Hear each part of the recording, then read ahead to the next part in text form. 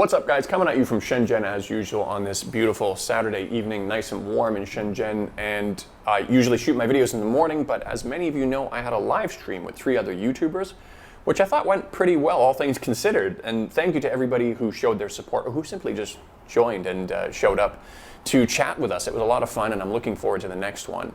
What I'm doing now is I'm just doing a really random video I thought of, and it is on using coronavirus as a catalyst to stop smoking.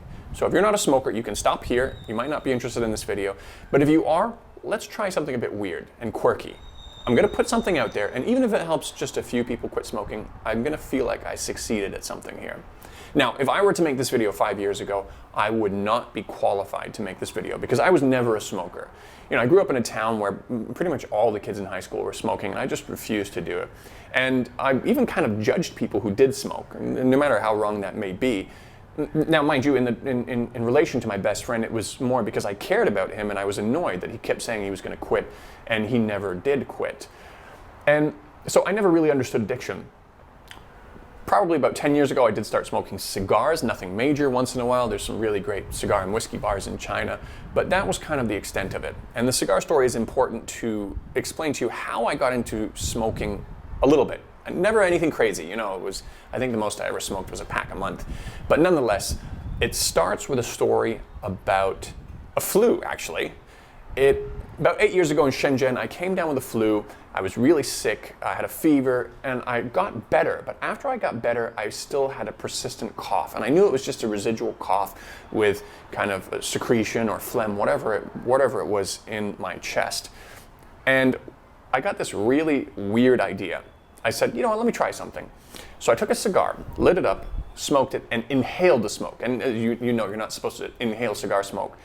And cigar smoke burns at a much higher temperature than cigarette smoke. But what happened was the smoke filled my lungs and it completely dried up my secretion. Instantly, I stopped coughing after a week. That is not medical advice. Don't try that. I tried it a few times after that, and it worked a few times, and it didn't work another, few times. So do not try that, but it's important to explain why I got myself in a position where I started smoking. So fast forward to where about 5 years ago now, I was building a brew pub in Chongqing, China.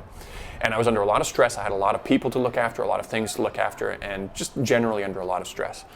I also had the flu, and same kind of a thing. I got better, and I was in a similar situation to exactly how I felt that time 8 years ago from this point in time in Shenzhen. So I said, let me try this again. Went around looking for a cigar, asked my friends, anybody know where I can get a cigar? They said no. So what I did was I took a cigarette. That's a Canadian thing. We say, can I borrow a cigarette? Like you're gonna give it back. But I took a cigarette from a friend and I smoked it. Didn't work, the smoke wasn't hot enough, but I don't know what it was. Maybe it was just kind of the stress, connecting with the nicotine, and I smoked it and I said, you know what, I kind of understand this, I kind of get it. And I started slowly smoking after that. Again, most I ever smoked was a pack a month, but that's how I got started. Stopped for about a year and then started again in some social settings, and then to the point just before this whole coronavirus thing, I was smoking about 1 pack every 2 months or something like that. Nothing crazy.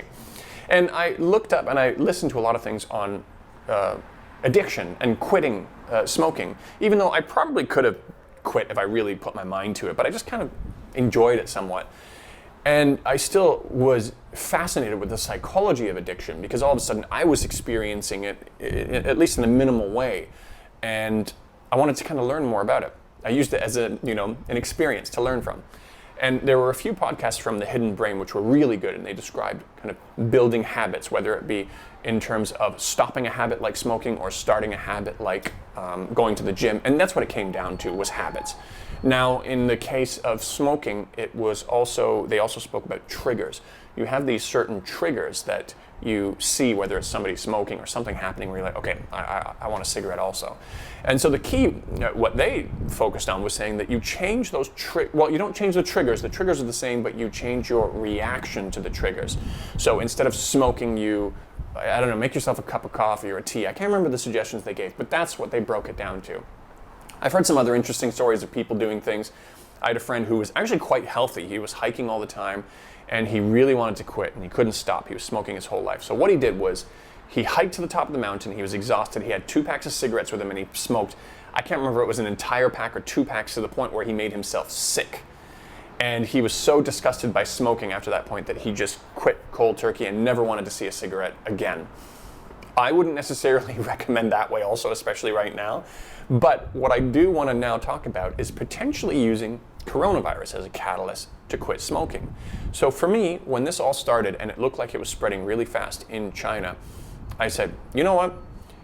All of a sudden now the implications of smoking are not only this long-term issue that will eventually get you down the road.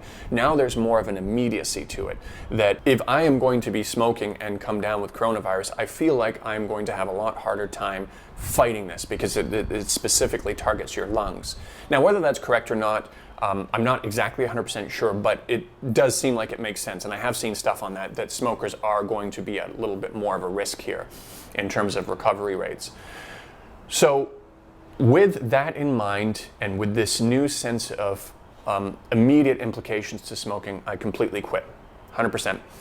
And it's been a while now since this all started. And it's even to the point where now that everything's kind of under control here, we don't really have new cases in Shenzhen. I was sitting down in my friend's shop and he pulled out a pack of cigarettes and he offered me a cigarette. I now refused it, not on the basis that I was scared of coronavirus spreading around the city. I've rejected it on the basis that I didn't crave it anymore. I didn't feel like it at all. And this wasn't a habit that I wanted to pick up again. I no longer needed it, and I certainly didn't want to start again. So again, a little bit of a kind of a quirky advice, a little bit of an odd one, unusual for my content, but I thought I'd put it out there. And again, even if it helps a couple of people, then hey, I'm going to feel like it was a success. Quick update from me. Other than that, I'm going to be heading to Hong Kong soon, either via Macau, where I'm going to stay for 14 days, then go to Hong Kong so I can get around the requirement to go into quarantine for 14 days in Hong Kong when you're coming from the mainland, or I'm going to go direct to Hong Kong and go into the government quarantine facility. Either way, it's going to make for some interesting content, so make sure you stay tuned. And in the meantime, as usual, stay safe, guys. Take all the precautions you should be taking during this time, and I'll catch you in the next video. Peace.